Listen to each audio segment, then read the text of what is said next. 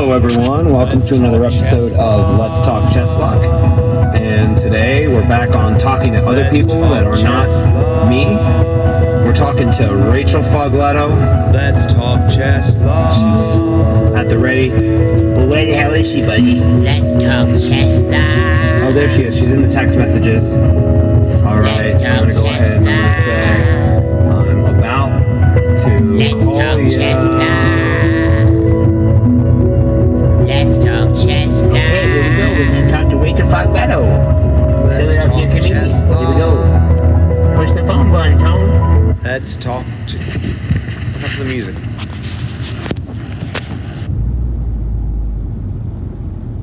This is weird. There it goes. Hello? Hey, Rachel, it's Tony. Yeah. Hey, Can buddy. you hear me? Yeah, I for sure can hear you. Great. Can you hear me? I mean, you just responded to me, so I guess that was just an extra question. It wasn't necessary. What's up, man? How you been? Oh, good. Yeah, good. Yeah. Yeah. Are you still at the physical location of your employment, or did you skedaddle up out of there and you're somewhere else? Well, like when you say employment, do you mean my day job? Yeah.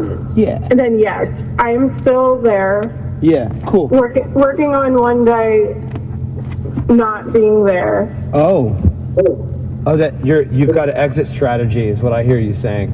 Yeah. That's cool. I like strategy. That's Strategies good. are really important. I think strategies are better than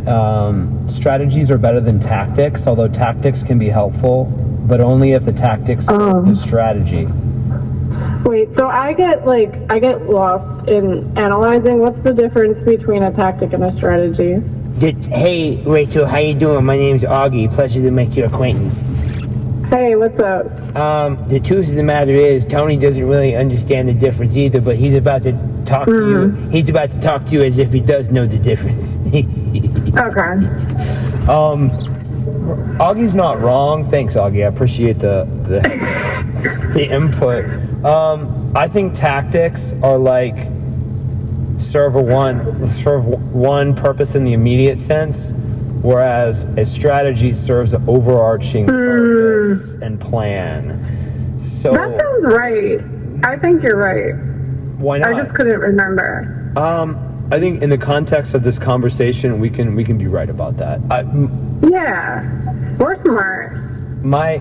Thank you. Thank you very much. Hopefully you included me in that assessment as well. Absolutely. It's a group effort. Yeah, and also, I just want to make a note of things, Tone. She said that I was smart as well, so that's also good. Yeah, man. I never said you weren't smart. Well, no one said that you didn't say that. Sorry, we're getting stuck in the weeds between the two of us. See, the thing is, Rachel, I'm a figment of Tony's imagination, and I don't really exist insofar as the physical sense is concerned. Okay. Well, then you would be anything Tony is, right?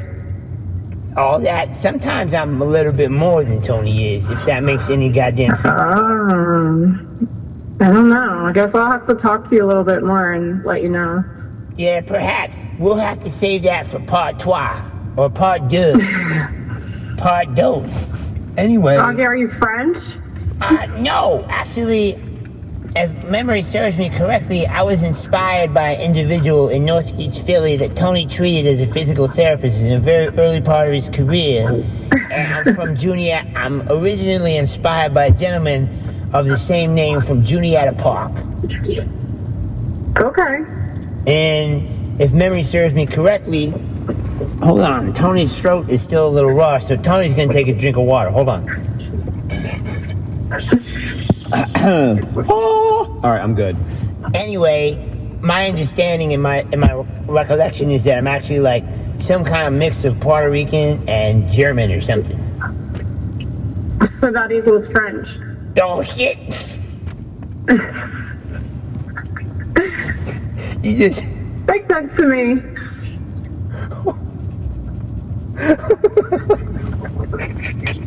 That was good. Damn, I didn't see that one coming. Damn. You went broadside to my barn. You know what I'm saying? I mean, that's as far as I got in math, so. Yeah, word. Okay. Got it. Yeah, I'm glad to hear that you have an exit strategy. Is it like cell block 9? We're going to Mexico. All I got to do is chip out of this wall, something like that, or it's not that deep? Well, I'd say maybe it's,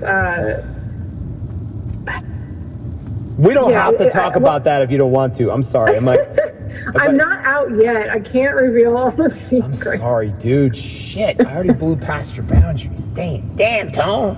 Fuck. No, it's all right. It's all good. I wouldn't say anything I didn't want to say. Yeah, true. Word.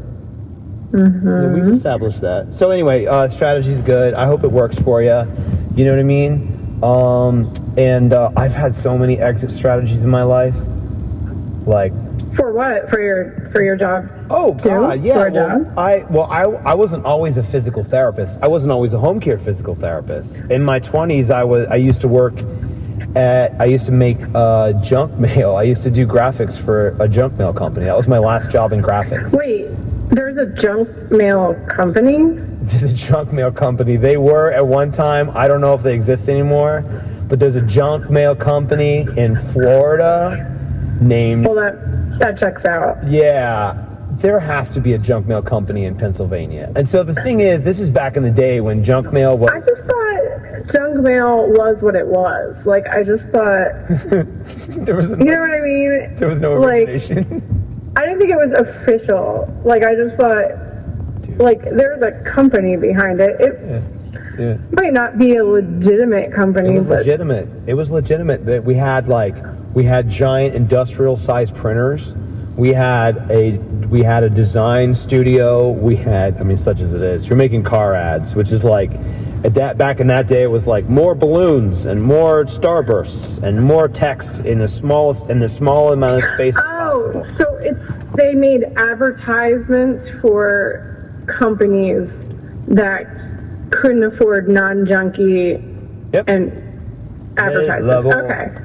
Now I understand. Low to mid-level marketing. Got it. Yeah, and I got out of that. I was like, I got to get out of this. And I didn't know what to do. Yeah, and I was like, I think I want to be a physical therapist because I was like, I know a little bit about making my body feel better through exercise. And I was like, but I'm older. I was 26 at the time. And my mom was like, no, you can do it. And I was like, okay, Mom said I can do it. And so I did it. And I went back to school and shit. And yeah. So you can do anything you put your mind to. Yeah. Well, I can't fly. You could, in a way. Yeah, I guess I could get on a plane. You could get a pilot license. Yeah, that's true. Like Harrison Ford or one of the people I work with. I found out that she has her pilot license, and I was like, what? People have been doing that. I feel like the past 5 years, I know random people who just decide to take flying lessons and stuff. I don't know. Like, it's a thing people do. I wouldn't do it, but, I mean... Yeah. I don't have the eyesight for it. Definitely not. Oh, then don't do that. This is the first test. Have a look. Take your glasses. No, take them off. And read that. And it's like, blah, blah, blah. Nope. Not you. Although, so do you like to fly? Are you afraid to fly? I don't have feelings about flying. Am I allowed to ask questions? Yeah. Oh, I want you to. This is whatever we make it. Like we've already like established rapport, and this is already a lot of fun. Like I haven't talked to you in a long time anyway, Rachel. From Fogletto, like Philadelphia comedian.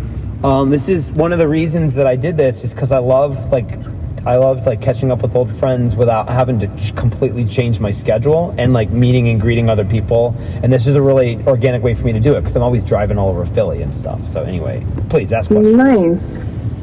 Yeah. So you said you don't feel any particular way. No, I don't. I'm not fearful of flying. No. Or I'm not joyous about flying. I'm like, oh my God, I'm on a plane. You know, I'm not like, it's like, man, I'm on a plane. Sure. So neutral. Yes. I've always been afraid to, well, not always, most of my life, I've been afraid to fly. And again, I've talked to like a couple of pilots in the past few years. And like, I don't know if this is supposed to make me feel better or worse, but like when you learn that they don't really do that much. And that's their words, not mine. I'm not trying to downplay. Like, I think you need to be like a I think you need to be like a smart person, obviously, to learn how to fly a plane. But every pilot I've talked to is like, yeah, we kind of just like sit there and don't really do anything. And I'm like, I don't know if that makes me feel better. It makes it like almost harder than, like almost easier than driving. Like I definitely. Which, see, and I don't like I am maybe this is my control issue. I don't like cruise control. I don't like, I need to do it. I need to be steering. So I don't know. Maybe that's not good. Like maybe it's better to let the machines do it, but like, I don't know. I don't know how I feel about that. I don't know how I feel about giving control of the machines. I don't know. Well, I tell you what, I need to drive too, but Tony never lets me fucking do it. Why is that, Augie? Most likely because I don't have a physical body to speak of. Yeah, that would be a problem, probably. You know what? I mean, unless you got a robot. You know what I mean? Give me a robot, Tone. All right, I'll get you a robot. Sure, no problem. No problem, Augie. Way to hijack the conversation. No problem on my part as well. Thank you very much. There was something you said about how the pilot doesn't do much. That's what I heard. Yeah, I always from felt, pilots. I always felt like that too, because like, how you gonna talk to me all that, like, well, about what's out the window when you're supposed to be controlling the plane? But I guess he didn't do a shit. Right? Yeah, maybe they're bored. Yeah, probably bored. You look out this side of your window, you'll see the Grand Canyon. If you look out the other side of your window, you'll also see the Grand Canyon, because this goddamn thing is gigantic. Right? Something like that, maybe. See, that's the thing too. Is like when I'm driving, I feel like I'm focusing on driving. So like, if I'm not like if I'm a passenger, I get tired. So I'm like, what if I just fall asleep? Like, I would be afraid I'd fall asleep. I don't know. It just. You'd be afraid you fall. Oh, you mean like you'd be afraid you fall asleep? Not when you're driving, of course, but if you were the pilot of the plane and you didn't have to do anything, that's why a lot of them. Yeah. Maybe that's, remember that one movie about with Denzel Washington where he was like a pilot and like he had a cocaine problem? No, I don't think I saw that. Oh yeah, so Denzel Washington played a pilot and he had a massive cocaine addiction problem. Perhaps that's why, because he was bored out of his ever-loving mind. Oh, and then he stopped doing cocaine and then couldn't fly anymore because he was falling asleep. I don't know if they got into the potatoes and eggs. No, wait, hold on. The meat and potatoes. The meat and potatoes. Yeah, the meat and potatoes, the proteins and the starches of the situation. But I recall him. He was like in the story of the book, or the movie. He was like a cowboy pilot, and he was just like, but now that's what you're saying, like throws that all into a major question. That's all I'm saying. Yeah, for sure. I mean, I don't know. Yeah. I wonder if fighter pilots do stuff. They have to be able to do stuff, right? I would think you would be doing stuff and not just letting the plane do that. I mean, you better be doing stuff. I mean, if you're trying to blow people up, at least you better be involved. You know what I mean? Like, yeah. I mean, otherwise, what's the point? Why don't we just send? I mean, I don't know. Listen, I'm not in charge of anything. You're not in charge of fighter planes. And you know what? I don't like that. I don't love that for you to be in charge of fighter planes. Really? I'm not aligned with that. No. And what I will say is, did you ever digest Game of Thrones at all? No. Like, I watched a couple episodes of it, and yeah, I'm not a big in dramatic storylines with violence tend not to be great for me. Okay. Not the story for you. I got you. I probably I watched a couple episodes because like when it was on, everybody I know was watching it, so I got a couple in, but I could get absorbed in it, but it's not.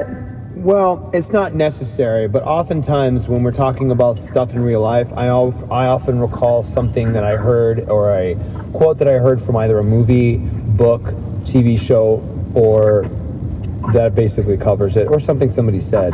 But one of the main characters in the initial parts of the movie, his name was Ned Stark, and he was he was like the king of the North.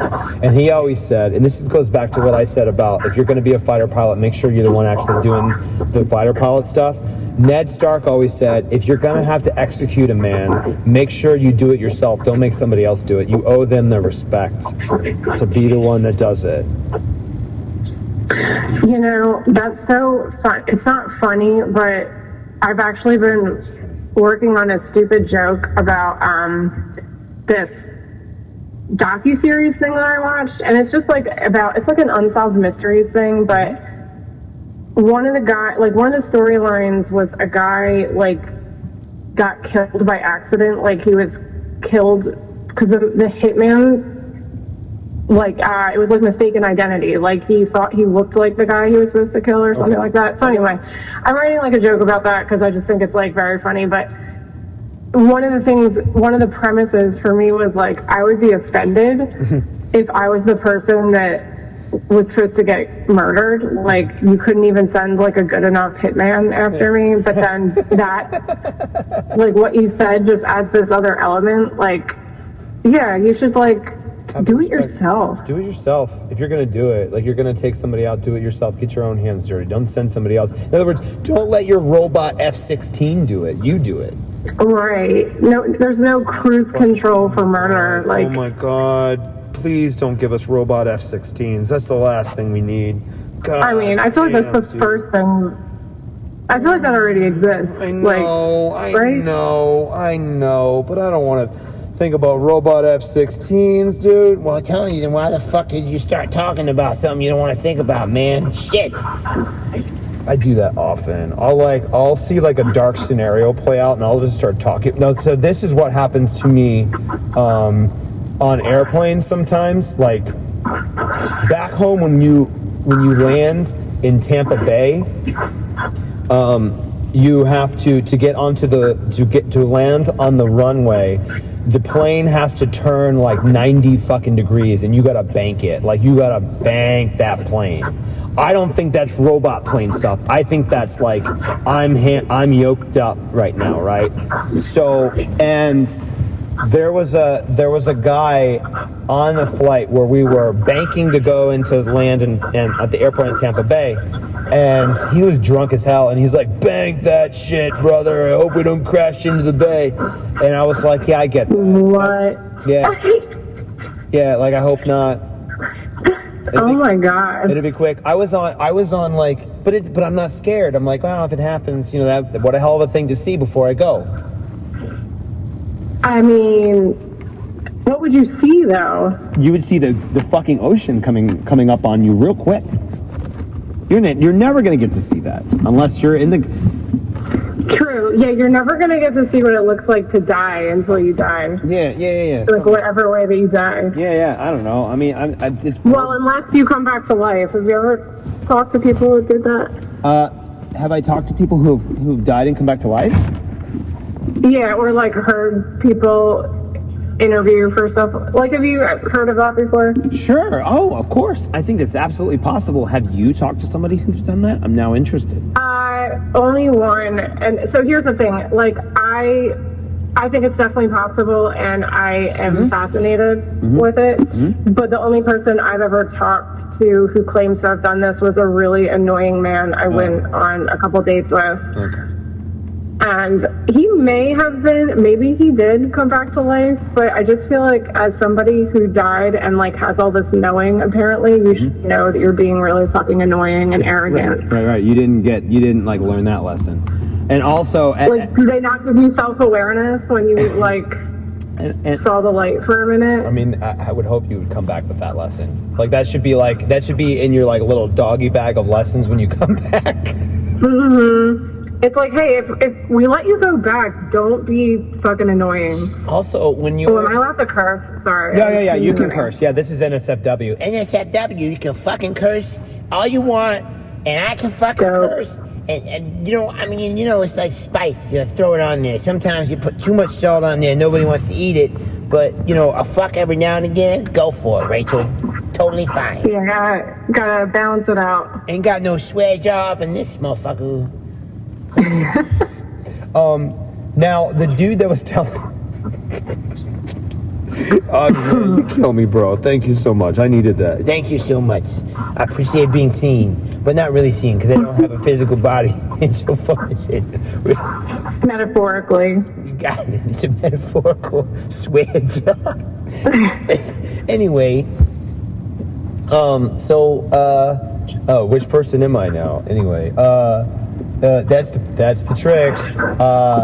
Did you ever listen to Phil Hendry? There was a Phil Hendry did his talk show. You know who Phil Hendry is?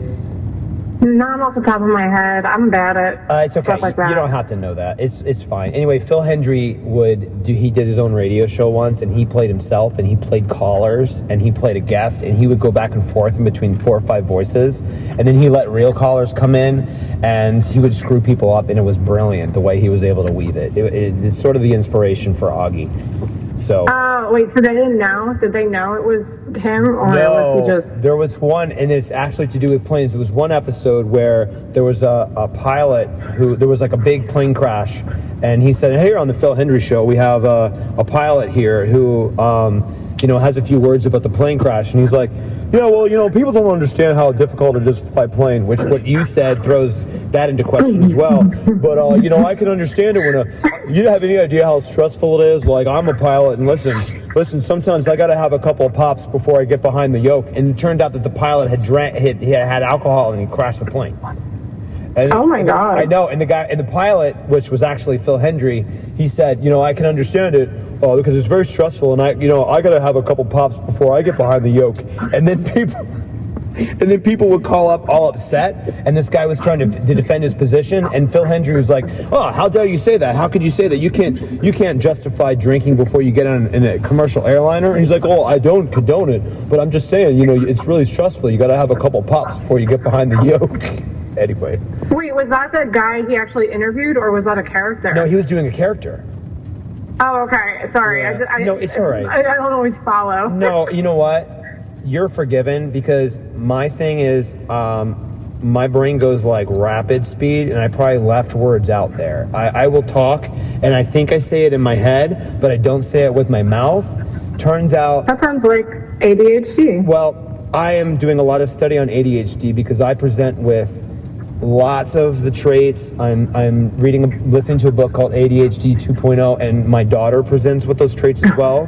And I'm trying to learn more about it. And since I have, I've it's really dropped the pressure, and and it's actually made me realize that it can be a superpower, not a disorder. Oh yeah, absolutely. Yeah. I very much think that we it's the society we live in. I don't think there's anything actually wrong with us, but in order to function, I do need medication in order to do the things I don't want to do. Oh, okay. There's nothing wrong with that. I mean, some of it is stuff I do want to do, but yeah. The problem is the motivation factor. It's I want to do what I want to do when I want to do it. But because our society doesn't really move for us to do what we feel or do in the moment. It's when I'm well, all these people don't really have this. It's well, we have it because we're all different. I don't think that it's all it's my whole thing. I get we're all either neurodivergent or we're not. Everybody we just picked one to be normal, and then everybody else has to figure out how to be get on board. Yeah. Yeah. Fuck that. Well, I think that we're really starting to think of it differently. It's certainly not across the board that way, but I am encouraged that some of the materials that I've been digesting have been very helpful, because I have figured out how to be organized, and my way to get organized is so wacky, but it works. But it's taken me so long to get to where I am, and my daughter presents with mental aptitude that I think I don't present with, and the more I learn about my own presentation with respect to that, with respect to that divergence, I can help her along and understand her better, and choose not frustration, but like love and support. And I find that so for example, her finishing like projects that require weeks in advance planning, like she's in a advanced placement because she's like whip smart, she's brilliant, but she has a hard time with organization. And I came up in an old school Catholic upbringing, and it was like you were just lazy and not trying. Correct. And so because you're so smart, so obviously you're just not doing it because you're being a lazy dickhead child. You're being a lazy dickhead child. Correct. And I learned, and that was untrue. And what I found out on my own was, like, through practice of martial arts and exercise and other things, that I can, like, as long as I can burn off the extra juice, I can actually be really productive. But if I don't, if I don't burn off the juice, then I'm all fucking over the place. And it took me until last year. My fiance talked to her friend who is a psychologist, and they were like, yeah, he just has, it sounds like he's got ADHD. And it was like, huh. Yeah, there's all kinds of stuff. Yeah, it was really enlightening. It was really nice, actually. It felt like a hot cup of cocoa when I finally like got my head around it. I don't know if that makes sense. Because it gives you a solution, or it gives you an explanation. That's the thing. It's like, and there's all these things. Everybody just thinks it's like, oh, you just can't pay attention. It's like so much more than that. I want to. And it's like, knowing knowing how you work. So like, can I tell you about human design, or not tell you about? I'm just going to tell you to look it up. Yes, please. Did you look it up? I did not have a moment to do so. I am coming off the back of like filming a sketch all weekend and getting back into the work week, but I didn't look it up. Sorry, I didn't do the homework. Oh no, I didn't ask you to. I'm fucking around. I don't think I told you to. I'm fucking around. No, that's my like I'm an overthinker. That's part of my human design. But so whatever. If you know me, I'm like super skeptic about everything. I've never like super been into. Well, that's not true. When I was like a teenager, I was probably into some level of mysticism. And then somewhere along the line, I became like hardened and hated everything and didn't believe in anything. And I don't know, I'm not even going to get into that. But like a year ago, I'm like, I forget, like a podcaster, I like was mentioning human design. I'm like, okay. So then I fell into this wormhole. It's got like some astrology, there's some physics, there's there's a lot of stuff I don't know about already, so I'm not an expert on it. I just look it up because I'm still learning about it, but it's got like all these components and it's very detailed, and I would be actually really interested to see what your perspective is on it, because it's it's all about kind of like learning how you work in the world, because we're all conditioned this one way. Like we're all conditioned to have like this manifesting energy, but only a small percentage of people are actual manifestors or built to be. So we can actually have whatever we want, but it's like it's kind of like we're all working against ourselves. So it's more about like how to get what you want. This is going to go in the show notes, man. I'm looking at it on a search right now. Each of the 5 energy types, manifestor, generator, manifesting generator, projector, and reflector, comes with specific description of when you're most productive. Holy shit, dude. Yo. And I'm a manifesting generator, which to me, I feel like a lot of comedians are, and I also feel like it has a lot of parallels to ADHD. So I have this like, it probably isn't even my theory, I'm sure somebody's thought of it, but like sometimes I wonder when I'm reading like the struggles and strengths of being a manifesting generator. I'm like, is this ADHD? Is this just like a like woo-woo way to say ADHD? You know, so I like, what I like about learning things like this is I just like seeing the parallels between all the different studies, right? Like when there's clearly a common thing being said, but in a different way. And it's like, holy shit. Like, yeah, of course. Yeah, when I'm not aligned with something, I hate it. Like, it could be something I don't even really hate, but I'm just like, I hate this. I don't want to do it. Like, and it's like, I can't do it. And it's like, but it kind of teaches you how to like listen to your intuition. Because I've been doing that, like relearning how to listen to myself. Because I used to be intuitive when I was younger. I mean, most children are. I mean, everybody is. But then you unlearn it. So I'm like relearning being intuitive again, and it's been a whole thing. Yeah, but human design was very helpful in that for me. I like that. Do you meditate? I have been, I've been doing more of it in the past year, and like it's becoming slowly easier. No, I don't want to say easy. Like it's never easy. It's becoming like like I used to think, oh my god, I can't meditate for longer than like this. But like certain things, everybody's different. Certain things help. You know, certain guided meditations really help. Like I do the guided meditations on my like it's like these like 5 to 10 minute guided meditations, and like I notice that when I don't do it, I feel a certain way, and when I do, I feel better. I just, you know, it's better than a joint. You know, it's better than a glass of beer. Although I still like those things. You know, and there's nothing wrong with like liking things, but I do know that like it's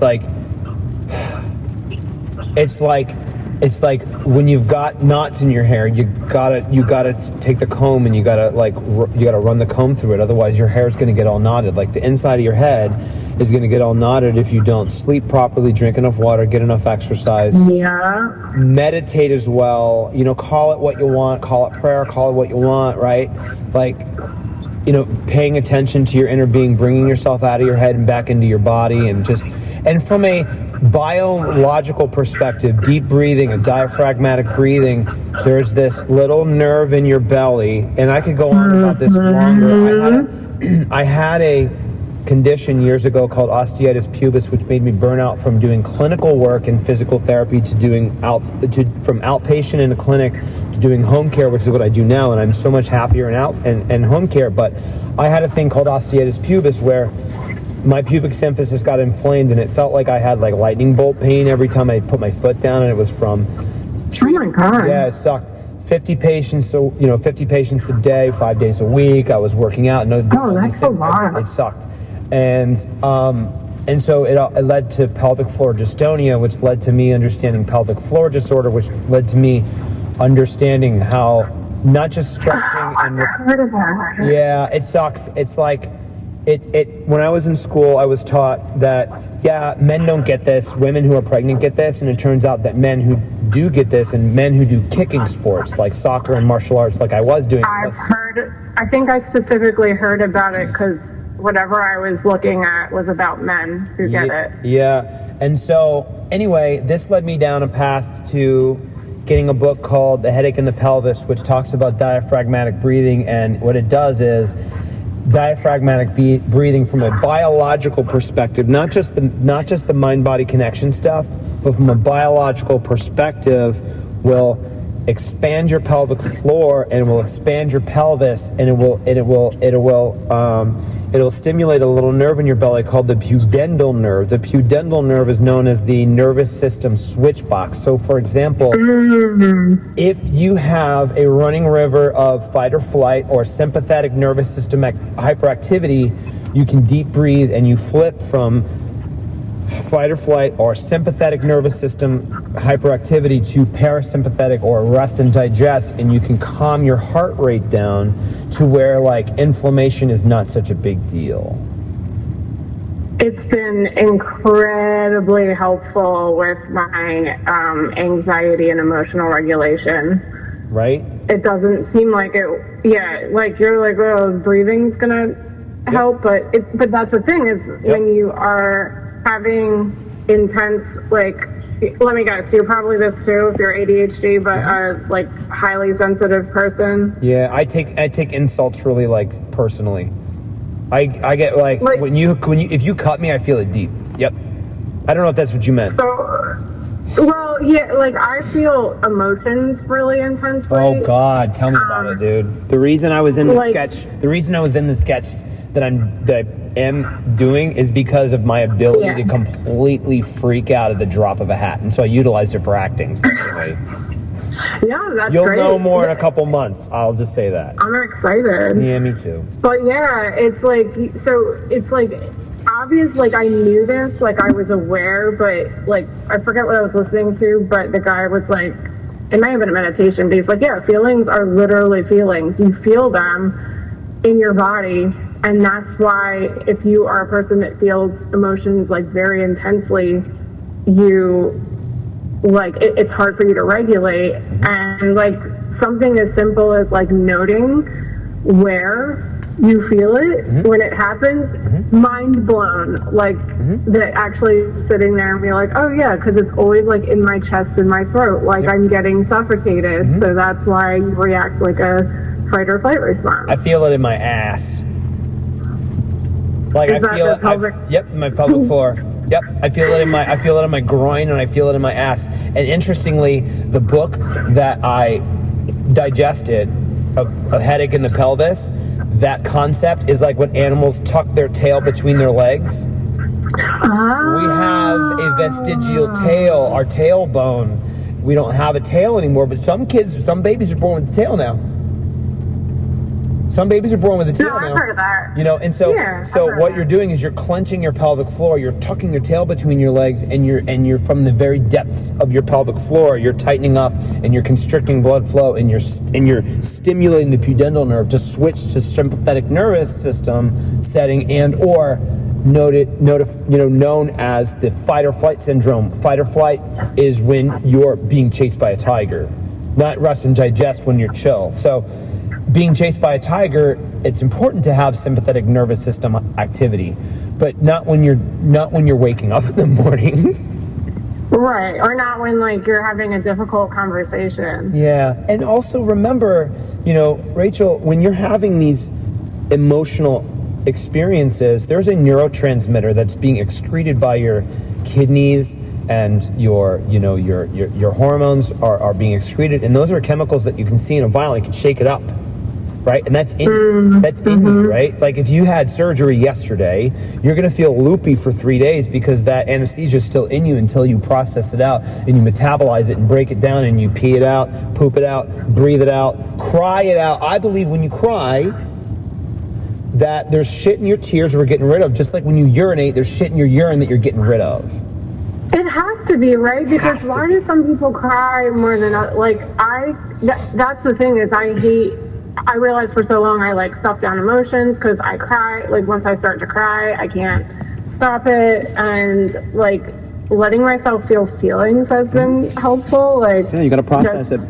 You gotta let it out. It's like, yeah, you're holding it in, and I'm like, yeah, why else would you cry? It doesn't make sense. Why would we shed tears? I say to my patients, it's okay if you cry in front of me. Sometimes, like, they're very emotional, and they're like crying, and they apologize. I say, no apology necessary. This is a safe space for you to cry. Just like when you have to urinate, you go over there to that bedside commode, you urinate in there. But you don't want to urinate in the middle of the bank. You know what I mean? There's a place you go for that. And so like you wouldn't cry in the middle of a business meeting, or well, you might. I don't know. My point is I'm losing the thread. No, I 100% agree. You should be working on that. Yeah, so you're not doing it in an inappropriate place. Yeah. Exactly. And there's nothing wrong. Like come on. After you're done crying, who doesn't feel better? It feels so much better. If you cry and you don't feel better, then there's something fucked up in there. Or you at least feel relief. Yeah, like to release something out. And yeah, it's like thinking of it like a physical, like what's the word? not system, process? It's a process. I don't know if I... No, Yeah, I process guess is that's fine. tough. That works. Well, you're excreting. When you sweat, Yeah. when you sweat, you excrete. When you urinate, you excrete. When you Yes. when you cry, you excrete. But what's in there? We don't know. Why? Because we don't study it. That's a miss. I had this Yeah. I have these ideas for like short films and stuff, and like I had this one idea / joke where it's like a psychiatrist that can tell what kind of sad you are by tasting your tears. Oh, God. Like, nom, nom, nom, nom, nom. Oh, this is you upset about your dad. Oh, nom, nom, nom, nom, nom, nom, nom. Let me drink. Oh, blah, blah, blah, blah, blah. Oh, this is you upset about that time in 3rd grade. Or nom, nom, nom, nom, nom. Oh, yes, Dad, that's bitter. That's you with your self-doubt. Nom, nom, nom, nom. And the nom, nom, nom sound is them like drinking it. It's just really fucking dumb. You might be able, that might not be that far off. I mean, if we did study it, I'll bet there are ways that you could find out like what it's attached to, you know, like depending, you know? Well, you know what? They're now just starting to, it's a little late, but they're starting to study the uterus. The uterus. The uterus. They're starting to study it because the gosh darn thing is so complicated. I know, but what they're doing It's is a mystery. It's a mystery, and female reproductive system. and the only reason it's a mystery is because they haven't studied it. Well, goddamn heart was a mystery before we studied it. Now we know everything. I mean, there is same to with know. the female orgasm. Why would we, you know? It's just a great big mystery. Yeah, so, you know, my fiance, who is a postpartum home care nurse, could go on and on and on about that as well. That's She might talk- amazing. Yeah, there's a lot of cool stuff, like, you know how, you know what a semiconductor is, like a microchip, right? It's got like little transistors and little like things that are microscopic that they've produced and created to have electrons go in a very smaller space so that they can have a cell phone that doesn't have to be like 10 pounds. Like the computer doesn't have to take up the entire room. So the point I'm trying to make is they're using that type of technology, as far as I understand, to recreate stuff that's inside of a human uterus. They like create these like cells that mimic the uterus, or they're using Oh, so we don't have to carry them? so we don't Babies? no. So because you can't study a human uterus inside of a human, because you can't go like I can't do like the movie Inner Space and go inside a human and study it. So they're making a mock-up or a model of it, but using like microchip technology to recreate a uterus, because there's like arteries that are like super fucking small in the human uterus. Like they don't understand why it has a certain type of blood flow. And so Maybe they should hire fetuses to do the research Yeah, right? since they're already in there. I know, well, And they have rights. They have I'm just sure as that- many rights. I'm sure the More rights. I'm sure the GOP will figure out how to put fetuses to work.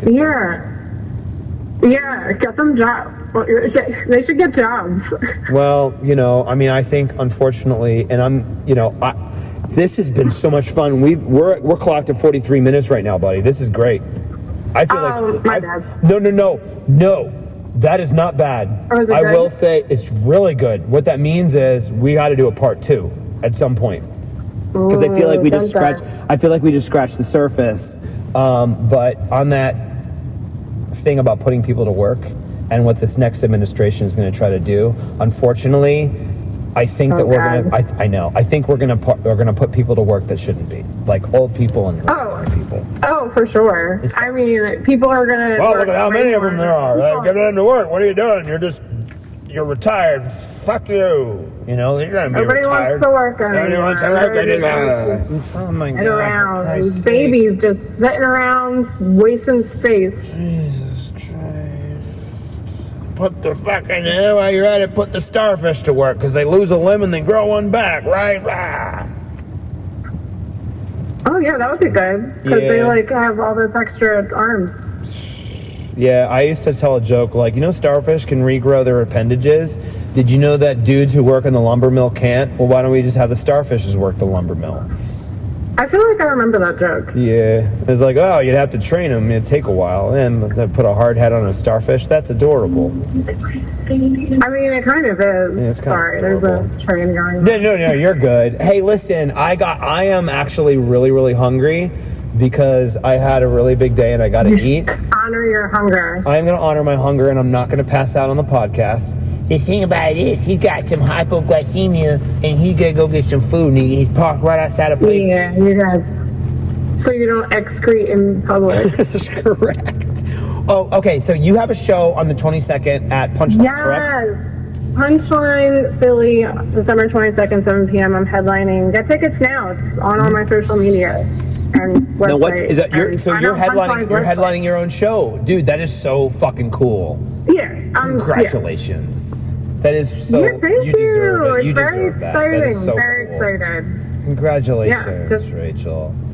Yeah. So what I would say is make sure you send me a link so I can put it in the show notes, and I also will do send me a that. headshot You get off the phone. and give me some links of anything and everything you're involved in. We really appreciate you coming on the show. Yeah, we really appreciate it, Rachel. This has been a heck of a Thanks lot for of fun. having me. Yeah, I didn't do It too was much. great to catch up. I didn't do too much talking this time because I was just sitting back, kind of like watching the show. It was really great. That was really fun. Thank you so much. Well, thank you for being such a good co-host. I think it was funny that you thought I was French. Why? Do I sound French? No, you were counting in French, right?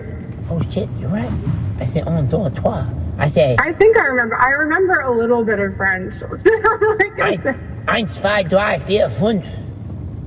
That's German. See, I told you I was German, didn't I? Eins, zwei, drei, vier, fünf.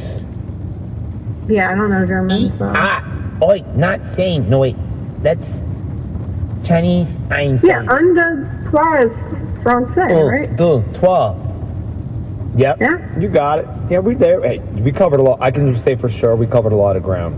This has been great. There Thank we you go. so much. Yeah. All right, Rachel. Listen, you have a good night. Get yourself home and get a hot cup of cocoa because it's a dark night. It's a mess out there. Be safe. All right, you too, hon. Thank you so much. It's so good to talk to you. I'll talk to you later. Okay. It was. Thank you. All right. Have a great night. Bye.